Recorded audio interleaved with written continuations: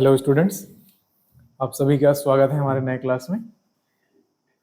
आज हम स्टडी कर रहे हैं हमारे यूनिट नंबर 2 को। हमारे सेमेस्टर सेकंड बीएससी एनईपी के आधार पे जो बच्चे इस साल सेमेस्टर सिस्टम में बीएससी में एडमिशन लिए हैं, उसके लिए हम आज अपने सेकंड सेमेस्टर के फिजिक्स के यूनिट नंबर 2 के इस इम्पॉर्टेंट टॉपिक को स्टडी कर रहे हैं।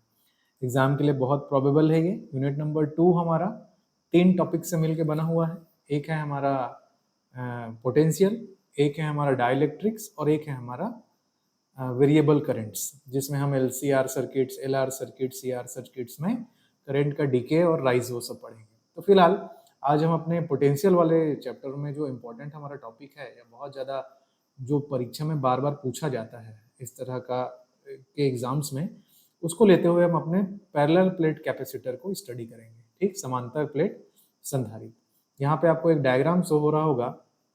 ये डायग्राम उस चीज को रिप्रेजेंट करता है कि किस तरह से एक पैरेलल प्लेट कैपेसिटर का सेटअप लगा होता है, या फिर क्या है एग्जांपल हमारे डेली लाइफ में इसका पैरेलल प्लेट कैपेसिटर का। तो एक तो है कि बैटरी, जो बड़ी बैटरियां आप देखते हैं वो पैरेलल प्लेट कैपेसिटर ही है अपने आप में एक तरह से। और एक है रेगुलेटर्स जो हम लोग यूज करते हैं, वो इमेज आपको दिखाऊंगा मैं। इसमें आप आगे जब क्लास के एंड में रहेंगे तो वो रेगुलेटर कैसे दिखाई देते हैं उस चीज को भी आपको शो करूंगा। ठीक, तो फिलहाल हमें पोटेंशियल के कॉन्सेप्ट से अपने कैपेसिटर के लिए क्या उसकी कैपेसिटी का फॉर्मूला होता है वो, और पैरेलल प्लेट कैपेसिटर कैसे काम करता है उसके बारे में स्टडी करनी है। ठीक है, चलिए पहले बेसिक डेफिनेशन हम लोग यहाँ पे देख लेते हैं कि बेसिकली कितना आपको थोड़ा सा बेसिक जानना रहेगा कि संधारित्र कहें या कैपेसिटर कहें या फिर हम लोग क्या कहें कंडेंसर, इसी को ही कंडेंसर भी कहा जाता है। तो सीधा सीधा रिलेशन ये होता है कि आप यदि किसी चालक को चार्ज दोगे, जितना ज्यादा चार्ज दोगे तो उसका पोटेंशियल या विभव उतना ज्यादा बढ़ता है। पोटेंशियल का मतलब होता है क्षमता। तो किसी चालक को आप जितना ज्यादा चार्ज देंगे तो उसका पोटेंशियल उतना ज्यादा बढ़ेगा। और यहाँ पर एक प्रोपोर्शनलिटी कांस्टेंट जो यूज करते हैं वही हमारी इसके धारिता के रूप में प्रदर्शित होता है कि C is equal to Q upon V। ठीक, because Q is proportional to voltage या पोटेंशियल। तो सिंपल सा है कूलॉम अपॉन वोल्ट, जिसको फैराड एक नया यूनिट कहा जाता है जो कि धारिता का मात्रक है। ठीक, इस प्रकार हम कह सकते हैं कि संधारित्र वह युक्ति है जिसमें चालक के आकार में वृद्धि किए बिना ही इसकी धारिता, धारिता कहने का मतलब है चार्ज को होल्ड करने की क्षमता को बढ़ाया जाता है। अतः संधारित्र विद्युत ऊर्जा आवेश को संचित या संग्रहित करने का एक क्या है, जो टूल है हमारे पास, साधन है। ठीक, सिंपल। संधारित्र एक दूसरे के समीप रखे किसी भी आकार के दो ऐसे चालकों का युग्म है, पेयर है ना, युग्म है, जिन पर बराबर व विपरीत आवेश हो। ये चालक संधारित्र की प्लेटें कहलाती हैं। दोनों प्लेटों के मध्य वायु या कोई परावैद्युत पदार्थ जैसे मोम, अभ्रक, तेल, कांच आदि रखा जाता है। तो सामान्यतः परावैद्युत पदार्थ को संधारित्र के बीच में भरने से उसकी धारिता या आवेश को अपने पास रखने की जो क्षमता है वो बढ़ जाती है। तो जनरली जो हम लोग इलेक्ट्रॉनिक सर्किट्स में जो यूज करते हैं जो कैपेसिटर, वो कुछ ना कुछ उसमें बीच में उसके परावैद्युत पदार्थ, मोम, अभ्रक, कागज, नर्म पेपर, ये सब भरा ही रहता है। ठीक, उसकी अपनी अपनी प्रॉपर्टी के अकॉर्डिंग। तो बेसिक डेफिनेशन तो ये है कि अगर कैपेसिटर क्या होता है आपसे पूछा जाए, या बेसिक धारिता का कंसेप्ट क्या है कि चार्ज अपॉन वोल्टेज। अब जो कि इलेक्ट्रॉनिक सर्किट में हमारे पास वोल्टेज ना होके क्या होता है, विभवांतर होता है। हम दो बिंदुओं के बीच के विभव की अंतर से चीजों को कैलकुलेट करते हैं, इसलिए यही फॉर्मूला संधारित्र धारिता का चार्ज बटे विभवांतर के रूप में भी लिखा जाएगा, कंफ्यूज नहीं होंगे। यहाँ V1 माइनस V2 क्या है, संधारित्र प्लेटों के मध्य क्या है, विभवांतर। ठीक, अब ये बेसिक हुआ जो C is equal to Q upon V1 minus V2, या फिर पोटेंशियल डिफरेंस इन वर्ड में लिखें आप। मेन टारगेट है आपका पैरेलल प्लेट कैपेसिटर को स्टडी करना कि समांतर प्लेट संधारित्र क्या होता है आपके एग्जाम ओरिएंटेड वे में, और अगर ये आएगा तो कितना आपको लिख के आना है, कितना डायग्राम बनाना है, वो इस चीज। इस तरह से आप एक डायग्राम बनाएंगे कि प्लेट ए है। ठीक, प्लेट ए को पॉजिटिव चार्ज दिया गया है, तो उसके बाहरी और आंतरिक दोनों सतहों पर ये प्लस चार्ज फैला हुआ है। इसके समीप ही एक प्लेट बी रखा हुआ है, तो इंडक्शन से इसके आंतरिक सरफेस पे नेगेटिव चार्ज इंट्रोड्यूस हो गया है और बाहरी सरफेस पे पॉजिटिव चार्ज इंट्रोड्यूस होगा, जो कि अर्थ किए हुए हैं यहाँ पर, इसको पृथ्वी से जोड़ दिए हैं, इसलिए बाहरी सरफेस पे कोई चार्ज नहीं रहता, वो पृथ्वी पे चले जाता है। इन दोनों प्लेटों के मध्य की दूरी d है, दोनों प्लेटों का पे जो आवेश का घनत्व है, पृष्ठीय आवेश का घनत्व, धनात्मक आवेश के लिए प्लस सिग्मा है और नेगेटिव चार्ज के लिए माइनस सिग्मा है। तो ये दो चीज यहाँ पे डिफाइन की, उसी को यहाँ लिखेंगे। चलिए देखते हैं कि चित्रानुसार हम लोग समांतर प्लेट संधारित्र की दो समतल प्लेटें ए एवं बी परस्पर समांतर एक दूसरे से कितने दूरी पर हैं जी? डी दूरी पर रखी हुई है।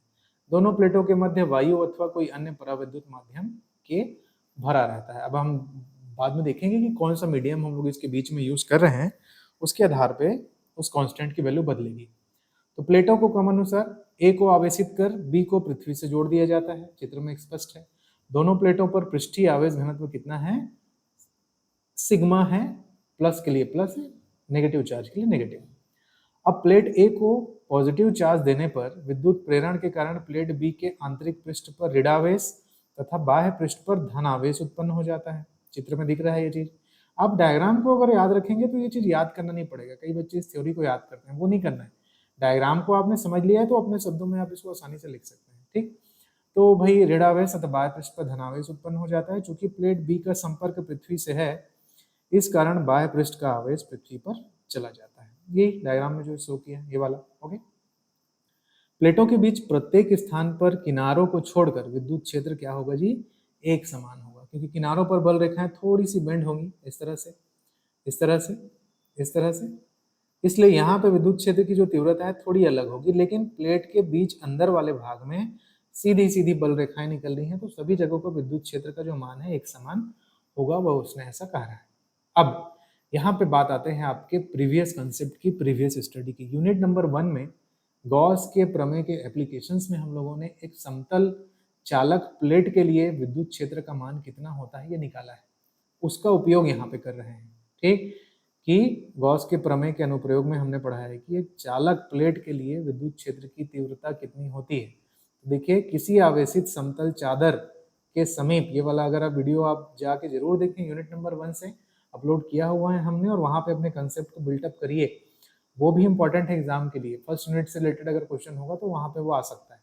तो यदि किसी आवेशित समतल चादर के समीप किसी बिंदु पर आपको विद्युत क्षेत्र की तीव्रता ज्ञात करनी है तो वो इतना होता है भाई।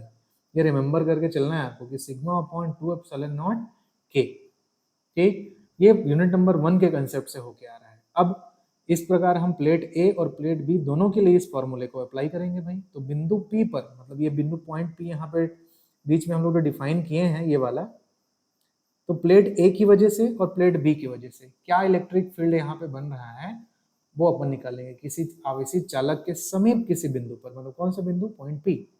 तो पहला देखिए, बिंदु पी पर प्लेट ए के कारण विद्युत क्षेत्र की तीव्रता कितनी होगी? E1 सिग्मा 2 एप्सिलॉन नॉट के। सिमिलरली प्लेट बी पर भी कितना होगा? E2 सिग्मा 2 एप्सिलॉन नॉट के, क्योंकि चार्ज का डेंसिटी कितना है? अमाउंट में उतना ही है, यहाँ क्वांटिटी को ले रहे हैं ना, तो प्लस माइनस का कंफ्यूजन मत पालिएगा। यहाँ पे सिर्फ हम अमाउंट ले रहे हैं, हाउ मच चार्ज दोनों प्लेट पे है। ठीक, तो ये सिग्मा 2 एप्सिलॉन नॉट के, सिग्मा 2 एप्सिलॉन नॉट के, तो टोटल इलेक्ट्रिक फील्ड दोनों प्लेट की वजह से कितना हो जाएगा? देखिए जरा, ये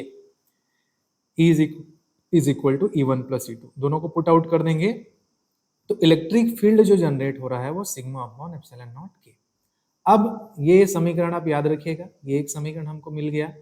मान लीजिए इसे मैं यहाँ पर अल्फा एक नाम दे देता हूँ, क्योंकि 1 2 3 हम ऑलरेडी नाम दे चुके हैं। तो अब हमें इससे जस्ट पहले वाले सेक्शन में जब हम लोगों ने बिंदु आवेश के कारण विभव की गणना कर रहे थे, तो वहां हमने E और V का रिलेशन, या जब आपको विद्युत क्षेत्र की तीव्रता पता होती है तो विभवांतर कैसे निकालते हैं उस कॉन्सेप्ट को पढ़े हैं कि विभवांतर का मान होता है विद्युत क्षेत्र की तीव्रता का उस रेंज में लाइन इंटीग्रेशन जिस रेंज में वो कार्य कर रहा है।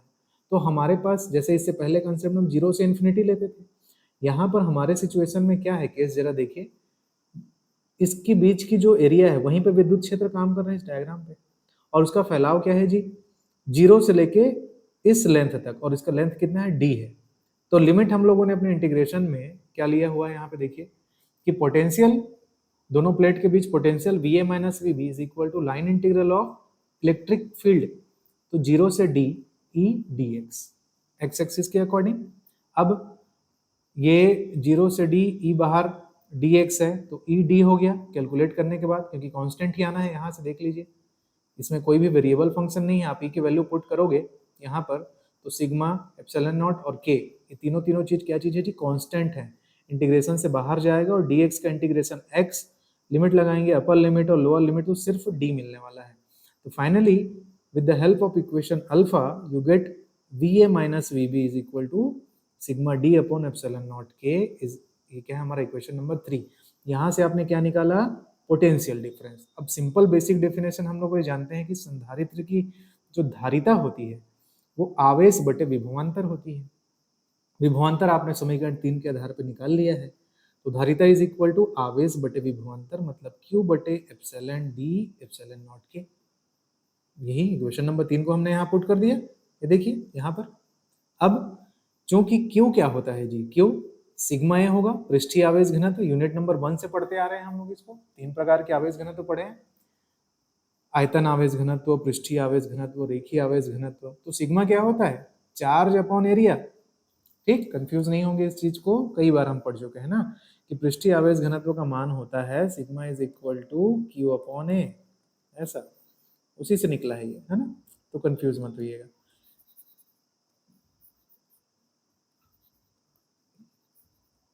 ओके, चलिए तो आगे बढ़ते हैं यहाँ पर। अब देखिए जैसे ही आप इसको पुट आउट करेंगे तो कैंसिल आउट होकर जो एक फाइनली इस बॉक्स में जो एक्सप्रेशन मिल रहा है, ये समांतर प्लेट संधारित्र की धारिता का सूत्र है। अगर दोनों प्लेट के बीच में कोई माध्यम नहीं है, मतलब कोई पदार्थ वगैरह नहीं भरा है, इसके बीच में सिर्फ एयर या निर्वात को अगर आप कंसिडर कर रहे हैं, वायु या निर्वात को कंसिडर कर रहे हैं, तो उस केस में इस कांस्टेंट k का मान क्या हो जाएगा? 1 हो जाएगा। तो कांस्टेंट k की वैल्यू 1, तो finally you have c is equal to a epsilon not upon d। और a क्या है जी? यहाँ पे एरिया है ना, पृष्ठीय आवेश घनत्व इस एरिया है, ये प्लेट का नाम नहीं, उस क्षेत्रफल में क्या एरिया है उसकी वैल्यू, तो ये निकल के आ जाता है। लास्ट में जरूर आप इसकी निर्भरता लिखें, यहाँ पे शॉर्ट हैंड में मैंने लिख दिया है। आप जब एग्जाम में इसको यहाँ तक डिराइव करके लेके आएंगे तो संधारित्र की जो धारिता है, समांतर प्लेट संधारित्र की जो धारिता है, वो किन किन बातों पर निर्भर करती है उस चीज को आपको डिफाइन करना पड़ेगा। तो इसी फॉर्मूले में ये जो C है, जो कैपेसिटेंस है, वो किस किस चीज पर डिपेंड कर रहा है उसको निकालेंगे। कैसे निकालेंगे? देखिए इस फॉर्मूले से जो C है वो प्रोपोर्शनल है K के। K क्या है? कांस्टेंट है, मीडियम का कांस्टेंट है, जो भी उसमें पदार्थ आप यूज करेंगे उसका नियतांक है। अगर उसका मान ज्यादा है तो धारिता बढ़ेगी। दूसरा, C is proportional to A area के, सरफेस एरिया के, जो प्लेट आप यूज कर रहे हैं अगर उसका क्षेत्रफल अधिक है तो धारिता अधिक होगी। एप्सिलॉन नॉट वायु निर्वात की विद्युतशीलता, एप्सिलॉन नॉट के प्रोपोर्शनल है। अगर दोनों के बीच भरे हुए माध्यम या चाहे वायु या निर्वात हो, उसकी विद्युतशीलता का मान जितना ज्यादा रहेगा धारिता का मान भी उतना ही ज्यादा रहेगा। और किस चीज को रिप्रेजेंट करता है?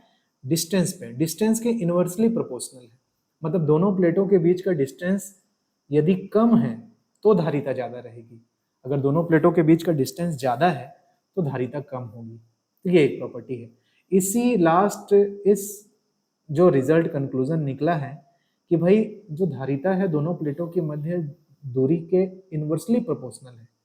तो किसी प्रकार यदि हम लोग दोनों प्लेटों के बीच की दूरी को बिना चेंज किए हुए कम करें तो हम उसकी कैपेसिटी को बढ़ा सकते हैं, हम उसकी धारिता को बढ़ा सकते हैं। तो अगर एक तो क्वेश्चन का आंसर यहाँ तक कंप्लीट हो जाता है इस निर्भरता को लिखने के बाद कि समांतर प्लेट संधारित्र की धारिता का व्यंजक निकालिए तथा वह किन किन चीजों पर निर्भर करता है वो बताइए। तो यहाँ से शुरू करना है आपको, यहाँ से ये वाला डायग्राम बनाना है और यहाँ तक लिख के आना है आपका, यहाँ तक निर्भरता को। यहाँ एक एक लाइन आप थ्योरी में लिख सकते हैं ना, यहाँ मैंने शॉर्ट में लिख दिया है क्योंकि ये फॉर्मूले को ही तो एक एक करके लिखते हैं। तो यहाँ तक लिख के आना है। अगर आपसे कहा जाए कि समांतर प्लेट संधारित्र की धारिता का सूत्र व्युत्पन्न कीजिए और उसकी निर्भरता किन किन कारकों पर निर्भर करती है, उसकी धारिता किन किन कारकों पर निर्भर करती है वो बताइए, तो इसको आपको एक्सप्लेन करके आना है। ठीक है। अब कभी कभी आपसे क्वेश्चन एग्जामिनर ऐसे पूछता है कि समांतर प्लेट संधारित्र की धारिता ज्ञात कीजिए तब के कंडीशन में जब दोनों प्लेटों के मध्य में कोई टी मोटाई का परावैद्युत पदार्थ रखा हुआ है। ये एक अनदर क्वेश्चन है ना, एक साथ नहीं पूछेगा, ये अपने आप में एक और क्वेश्चन है संधारित्र के लिए कि समांतर प्लेट संधारित्र की धारिता ज्ञात कीजिए तब के कंडीशन में जब दोनों प्लेटों के मध्य में जो वायु या निर्वात था वहां पर टी मोटाई का परावैद्युत पदार्थ रख दिया गया है। तो क्या होगा इस कंडीशन में इसकी कैपेसिटी, वो हम कैलकुलेट करते हैं। देखिए डायग्राम लगभग वैसे ही है, सिर्फ और सिर्फ आपको यहाँ पे टी मोटाई का एक परावैद्युत जो पदार्थ है वो रख देना है। कुछ भी हो सकता है, मोम, शीशा, अभ्रक, कागज। फिलहाल हमने स्मॉल टी मोटाई का इसको लिया है। दोनों प्लेटों के मध्य दूरी डी अभी भी वही है, दोनों में चार्ज घनत्व सिग्मा भी अभी भी वही है। सिचुएशन सब कुछ वैसे ही है, सिर्फ और सिर्फ हमने दोनों के मध्य में टी मोटाई का एक परावैद्युत पदार्थ रख दिया है। तो चीजें कैसे चेंज होंगी देखिए जरा। ये स्पेशल केस है, उसी हमारे डेरिवेशन का एक क्वेश्चन भी अलग से बनता है। जब प्लेटों के मध्य उनकी लंबाई के समानांतर हम आंशिक रूप से परावैद्युत पदार्थ भर देते हैं। आंशिक रूप से मतलब पूरा पूरा नहीं भरा है ना, पूरे डी मोटाई तक, बीच में भरा है। तो चित्रानुसार टी मोटाई में परावैद्युत पदार्थ, ये जो टी मोटाई का जो एरिया है उसमें परावैद्युत पदार्थ है, तथा डी माइनस टी मोटाई में, मतलब ये डी पूरा डिस्टेंस है, इसमें से अगर टी को आप माइनस कर देंगे, टी किसका लेंथ है जी, इस परावैद्युत पदार्थ का लेंथ है, मोटाई है, तो डी वाले जो पूरा रेंज है उसमें से इस टी को घटा देंगे तो जो वायु वाला एरिया है, जो खाली वाला स्थान है, वो आपको मिल जाएगा। तो हमको संधारित्र की धारिता दो जगहों पे निकालनी है, एक परावैद्युत वाले एरिया में कितनी होगी वो निकालनी है, और एक ये वायु है या निर्वात है वहां पे होगी वो कितनी निकालनी है। तो भाई हमको पता है कि चित्रानुसार टी मोटाई में परावैद्युत पदार्थ है और डी माइनस टी मोटाई में वायु है या फिर निर्वात है, वायु है या फिर निर्वात। तो प्लेटों के मध्य किसी बिंदु पर परिणामी विद्युत क्षेत्र की तीव्रता क्या होगी जी। अब देखिए यहाँ पर आप ये कहाँ से आ रहा है, ये इक्वेशन देखिए, ये वाला इक्वेशन अल्फा। इक्वेशन अल्फा दो प्लेटों के मध्य टोटल विद्युत क्षेत्र की तीव्रता सिग्मा अपॉन एप्सिलॉन के होता है। के माध्यम के लिए है, परावैद्युत माध्यम के लिए, और वायु निर्वात के लिए के का मान कितना होता है, 1 होता है। तो वायु वाले मीडियम के लिए विद्युत क्षेत्र की तीव्रता सिग्मा अपॉन एप्सिलॉन आएगा यहाँ से, और जो भी माध्यम है, परावैद्युत माध्यम है, उसके लिए विद्युत क्षेत्र की तीव्रता सिग्मा अपॉन एप्सिलॉन के आएगा। ठीक, तो उसी चीज को यहाँ पे अप्लाई किए हैं हम लोग। इक्वेशन अल्फा को प्लेटों के मध्य बिंदु पर परिणामी विद्युत क्षेत्र की तीव्रता वायु में कितनी होगी जी, सिग्मा अपॉन एप्सिलॉन नॉट, क्योंकि के 1 है, और परावैद्युत माध्यम के लिए के 1 नहीं होगा, उसका कुछ ना कुछ मान होगा, इसलिए ये होगा। ये कहाँ से आ रहा है, ये आ रहा है इक्वेशन आपके अल्फा से, कंफ्यूज मत होइएगा। इक्वेशन अल्फा ऊपर हमने डिफाइन किया हुआ है, ठीक, वहां से आया। अब दोनों प्लेटों के मध्य विभवांतर क्या होगा भाई, विभवांतर हम लोग जानते हैं कि विद्युत क्षेत्र की वैल्यू इनटू दूरी, ये जो बेसिक डेफिनेशन है पोटेंशियल का। तो B B minus V is equal to E1 वायु वाले एरिया में, तो वायु वाले एरिया का रेंज कितना है, दूरी कितना है, तो डी माइनस टी है, ये देखिए डी माइनस टी वायु में है, तो E1 into D minus T plus E2 और टी। E2 क्या है, परावैद्युत माध्यम की तीव्रता है, और टी क्या है, उसका रेंज है कहाँ तक है, तो टी हो गया। अब आप वैल्यूज पुट कर दीजिए, देखिए B A minus V B sigma upon epsilon naught E1 की जगह, D minus T plus sigma upon K epsilon naught, T यहाँ पे है। इसको सिंप्लीफाई करेंगे, sigma upon epsilon naught common लेंगे आप, D minus T plus T upon K, sigma upon epsilon naught D minus T को इन दोनों में से कॉमन लेंगे यहाँ पर से, तो आपको मिलेगा 1 माइनस 1 अपॉन के। देन फाइनली हम जानते हैं सूत्र क्या होता है धारिता का जी, धारिता का सूत्र होता है आवेश बटे विभवांतर, और विभवांतर आप ये निकाले हुए हैं, ये निकाले हैं, क्या निकला है, ये निकल के आया है। तो आवेश मतलब Q, और Q को क्या बोलेंगे जी, सिग्मा ए बोलेंगे ना, फिर कंफ्यूज मत होइएगा। Q मतलब क्या होगा, सिग्मा ए पृष्ठीय आवेश घनत्व के पदों में, ऊपर भी इसी तरीके से यूज किए थे हम लोग पहले वाले के लिए। ये देखिए Q क्या होता है, सिग्मा ए, है ना। तो चार्ज बटे विभवांतर लिखे हैं, और चार्ज है हमारा सिग्मा ए, और विभवांतर है sigma upon epsilon naught in this much. तो sigma sigma is cancel out, and finally C is equal to आपको क्या मिलेगा, एप्सिलॉन नॉट ए बटे डी माइनस टी ब्रैकेट में 1 माइनस 1 अपॉन के। तो ये एक्सप्रेशन उस चीज को रिप्रेजेंट करता है, मतलब धारिता को रिप्रेजेंट करता है कब की स्थिति में, जब दोनों प्लेटों के मध्य में कोई परावैद्युत पदार्थ आंशिक रूप से रखा हुआ है, मतलब टी मोटाई का रखा हुआ है। तो रिजल्ट क्या आया कि संधारित्र के प्लेटों के बीच में यदि आप आंशिक रूप से परावैद्युत पदार्थ को भर देंगे, तो प्लेटों के मध्य की जो दूरी है वो घट रही है। देखिए डी में से कुछ ना कुछ आप यहाँ घटा रहे हैं, ध्यान दीजिए इसको।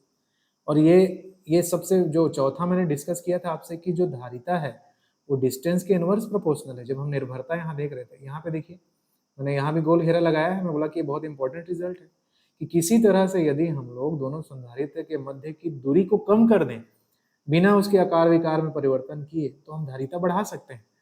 और जितना ज्यादा धारिता हम बढ़ाएंगे उतना ज्यादा चार्ज को स्टोर कर सकते हैं। ठीक, तो हमने क्या किया यहाँ पर, जब परावैद्युत पदार्थ को पुट आउट किया है तो जो एप्सिलॉन नॉट ए बटे जो डी में से कुछ घट रहा है, T one minus one upon के, तो दिस मच अमाउंट उसका डिस्टेंस कम हो रहा है और फलस्वरूप क्या होगा जी, धारिता क्या होगा, बढ़ जाएगा। ठीक, तो ये एक रिजल्ट है कि यदि हम लोग संधारित्र के दोनों प्लेटों के मध्य आंशिक रूप से टी मोटाई का कोई परावैद्युत पदार्थ रख देते हैं तो उस संधारित्र की धारिता जो है बढ़ जाती है। ठीक है, ये पैरेलल प्लेट कैपेसिटर है जो रेगुलेटर की तरह बिहेव करता है। ये एक्सपेरिमेंटली ये कैसे दिखाई देता है, ये स्क्रीन में आप लोगों को मैं रिफ्लेक्ट कर रहा हूँ, इस इमेज को देखें। ये उस पैरेलल प्लेट कैपेसिटर का एग्जाम्पल है। और साथ ही साथ आप ये डिफरेंट टाइप ऑफ कैपेसिटर है, अलग अलग तरह के कैपेसिटर जो हम लोग यूज करते हैं वो ये चीज है। ठीक, इसमें बेलनाकार भी है और जो गोलीय भी है, और ये वाला जो दिख रहा है आपको, ये वाला आपका पैरेलल प्लेट कैपेसिटर है। तो इलेक्ट्रॉनिक सर्किट्स में इसका बहुत यूज है। ठीक, तो ये क्वेश्चन आप अच्छे से प्रिपेयर करिए। अगर एग्जाम में आपसे पूछा जाता है, फिर से इसको देखते हैं स्टार्टिंग से हम लोग की, भाई कि अगर समांतर प्लेट संधारित्र क्या है उसकी धारिता का सूत्र ज्ञात कीजिए। तो पहला हम लोग इसको ज्ञात किए हैं वायु निर्वात की स्थिति में, ये वाला डायग्राम बनाकर। ये तो बेसिक है, डेफिनेशन है ये वाला सेट, ये तो आपको basic capacitance is equal to charge upon विभवांतर होता है, ये पता होना चाहिए, है ना। तो यहाँ से हमने स्टार्ट किया, ये वाला हमने सॉल्व किया, तो ये रिजल्ट निकल के आया है। उसकी निर्भरता आप यहाँ पर सॉल्व आउट करेंगे। और उसके बाद एक स्पेशल केस की, अगर उसमें कोई टी मोटाई का परावैद्युत पदार्थ भरा हुआ है तो उसकी धारिता में क्या फर्क पड़ेगा, वो यहाँ पर पूछा गया है। तो या तो अलग अलग पूछ सकता है, या तो बड़े नंबर का 10 नंबर का बोलेगा भाई, तो आगे यहाँ तक भी पूछ सकता है। क्वेश्चन जरूर ध्यान से पढ़िएगा कि एग्जामिनर आपसे पूछ कैसे रहा है। ठीक, ये दोनों ही क्वेश्चन आप अच्छे से तैयार करिएगा। और आगे हम लोग यूनिट नंबर 2 के इंपॉर्टेंट टॉपिक्स को लेते हुए और आगे बढ़ेंगे, जो हमारे एग्जाम के लिए मोस्ट प्रोबेबल हैं, जो मोस्ट प्रोबेबली हमको एग्जामिनर हमसे पूछ सकता है उस चीज को। ठीक, इस यूनिट के इंपॉर्टेंट टॉपिक्स कंप्लीट होने के बाद इसका पीडीएफ नोट्स आपको व्हाट्सएप चैनल पे लिंक के माध्यम से मिल जाएगा। आप जाके ये पीडीएफ वहाँ पे आसानी से डाउनलोड कर सकते हैं। तो स्टूडेंट्स, इसको अच्छे से प्रिपेयर करिए, अपने शब्दों में भी लिखने की कोशिश करिए और पढ़ते रहिए अच्छे से। कुछ भी डाउट होता है तो आप कमेंट सेक्शन में पोस्ट आउट करेंगे, हम उसे क्लियर करेंगे। तो बहुत जल्द मिलते हैं हम लोग अपने नेक्स्ट इंपॉर्टेंट टॉपिक हमारी यूनिट नंबर 2 से लेते हुए। Okay, thank you.